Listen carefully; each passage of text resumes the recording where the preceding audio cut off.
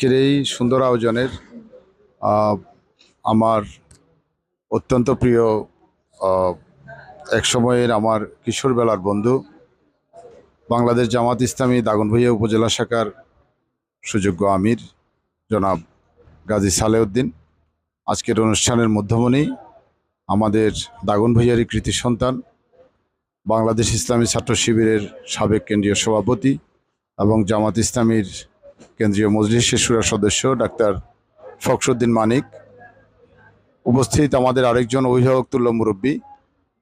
আমরা স্কুলবেলা থেকেই যাকে আমাদের ব্যক্তিগত অভিভাবক মনে করে আসছি, দাগনভূঞার বিশিষ্ট রাজনৈতিক ও শিক্ষানুরাগী বীর মুক্তিযোদ্ধা জনাব এস.এম. নুরনবী দুলাল, জামাত ইসলামীর বিভিন্ন পর্যায়ের নেতৃবৃন্দ, দাগনভূঞা প্রেস ক্লাবের সুযোগ্য সভাপতি সাধারণ সম্পাদক সহ প্রেস ক্লাবের এবং দাগনভূঞা রিপোর্টার্স ইউনিটি সহ আমার সহকর্মী সাংবাদিক বন্ধুগণ এবং প্রিয় উপস্থিতি, আসসালামু আলাইকুম।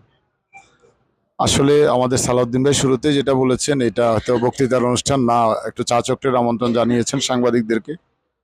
আমি আমার সহকর্মীদের প্রত্যেকের পক্ষ থেকে তাকে ধন্যবাদ জানাই। বিশেষ করে আমরা আসলে ফেনীর মানুষ, আমরা সাম্প্রতিক যে ভারতের ফানি আগ্রাসনের যে শিকার হয়েছি, আমরা প্রত্যেকেই এখানে গরিব ধনী বলতে কোনো কথা নাই, বড় লোক ছোট লোক বা যে পর্যায়ে আছে সবাই সবার অবস্থান থেকে আমরা এখানে ক্ষতির সম্মুখীন হয়েছি। আপনারা জানেন যে আমরা গতকালকে সেই ক্ষতিপূরণ দাবি করে আন্তর্জাতিক আদালতে যাতে ভারতের জন্য এখানে তাকে বিচারের মুখোমুখি হতে হয়, আমরা ফেনীবাসীর পক্ষ থেকে গতকাল আমরা ফেনীতে আন্দোলনের সূচনা করেছি। আমরা সেখানে দাবি জানিয়েছি এবং আমাদের মিডিয়ার পক্ষ থেকেও আমরা আসলে ভালো গুরুত্ব সহকারে এই বিষয়টাকে দেখা হয়েছে। আমাদের এই বিপর্যস্ত সময়ে বাংলাদেশ জামাত ইসলামী এবং ইসলামী ছাত্র শিবিরের কর্মীরা, নেতা কর্মীরা যেভাবে মানুষের পাশে দাঁড়িয়েছেন, আমি তাদেরকে আন্তরিকভাবে ধন্যবাদ এবং কৃতজ্ঞতা জানাই। যে এটাই আসলে আমাদের রাজনীতির প্রকৃত উদ্দেশ্য হওয়া উচিত। এবং অন্যান্য রাজনৈতিক দলেরও অনেকেই তারাও কাজ করেছেন, আমাদের স্বেচ্ছাসেবী বিভিন্ন সামাজিক দলের সামাজিক সংগঠনের সদস্যরা তারাও মানুষের পাশে দাঁড়িয়েছেন। আমাদের গণমাধ্যম কর্মীরা তারাও তাদের জীবনের ঝুঁকি নিয়ে তারা এই সময়ে কাজ করেছেন। যারা এই সময়ে এই যে এরকম দুর্যোগপূর্ণ সময়ে মানুষের পাশে দাঁড়িয়েছেন, তারাই আসলে প্রকৃতপক্ষে যে আমাদের ইসলামের যে মর্মবাণী, আমাদের ইসলাম ধর্মের যে সৌন্দর্য, ইসলাম ধর্মের যে উদ্দেশ্য, যে আদর্শ, সেটা আসলে তারা ধারণ করেন বলে আমি মনে করি। যে অবস্থানে যে দলের যে আদর্শই তারা ধারণ করুক, তারা যে এই মানুষের বিপদের সময়ে, এই বিপর্যস্ত সময়ে তারা পাশে দাঁড়িয়েছেন। এবং এর পাশাপাশি আমরা আরেকটা বিষয়, আমাদের দেশের যে একটি পরিবর্তনের সূচনা হয়েছে, আমরা আসলে বয়সের দিক থেকে এখানে যারা আছেন, আমাদের বাবার বয়সী লোকও এখানে আছেন, যারা মুক্তিযুদ্ধে যিনি অংশগ্রহণ করেছেন তারা এরকম মানুষ এখানে রয়েছেন, কিংবা মুক্তিযুদ্ধ প্রত্যক্ষ করেছেন তারা এখানে আছেন।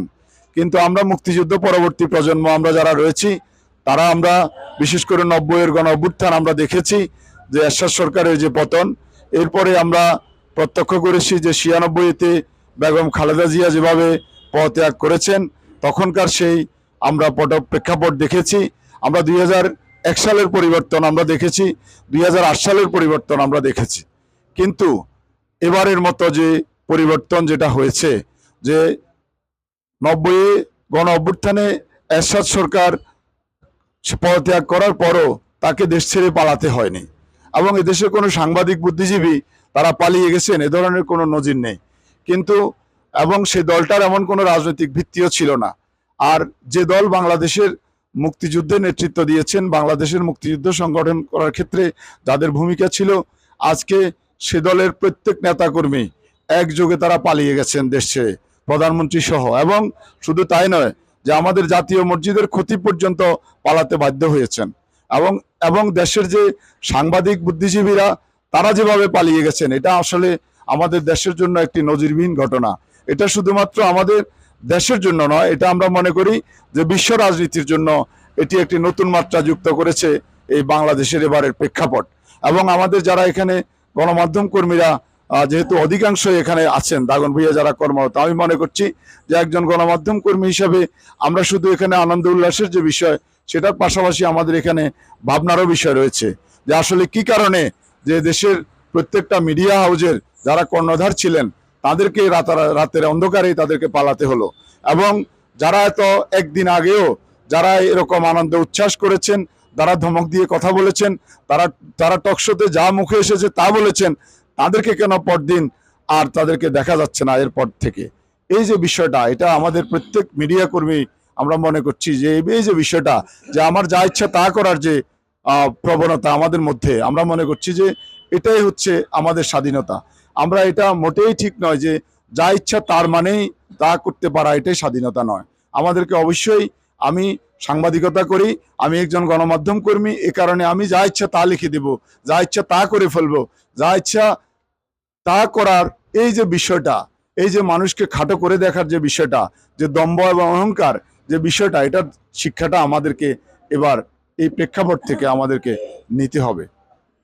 এবং রাজনীতিকদেরও এখানে যে শিক্ষা, যে সাংবাদিকতা এবং রাজনীতি এটা আসলে একেবারেই একে অন্যের পরিপূরক।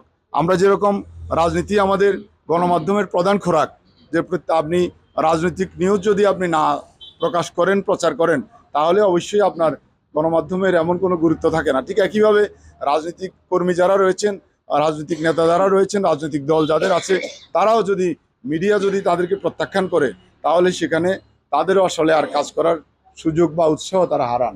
এই যে বিষয়টা আমরা এবার মনে করছি যে একসঙ্গে আমরা এখন যে গণমাধ্যম কর্মী এবং রাজনৈতিক কর্মীরা আমাদের এই নতুন বাংলাদেশকে সামনের দিকে নিয়ে যাওয়ার জন্য আমরা একে অন্যের পরিপূরক হয়ে আমরা কাজ করব।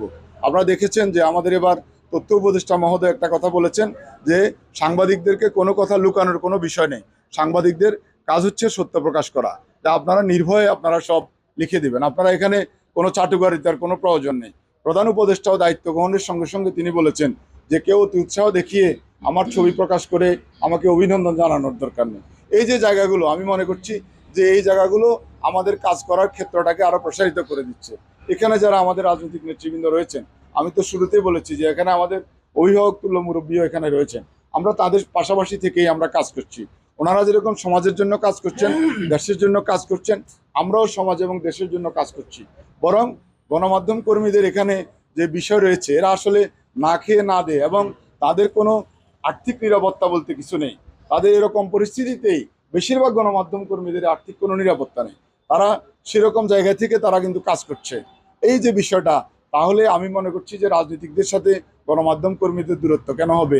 রাজনৈতিকদের সাথে গণমাধ্যম কর্মীদের আমরা একে অন্যের ভাই বন্ধু হয়ে আমরা বন্ধুত্বপূর্ণ একটা সম্পর্কের মধ্য দিয়ে আমরা কাজ করতে চাই। বিগত সময়েও আমি একটা কথা প্রায় সময় বলতাম, বিশেষ করে আমার টিমকে, যে যারা মনে করে যে সাংবাদিকতার জন্য কোনো সুসময় দুঃসময় বলতে কিছু আছে, আমি এটা ব্যক্তিগতভাবে মনে করি না।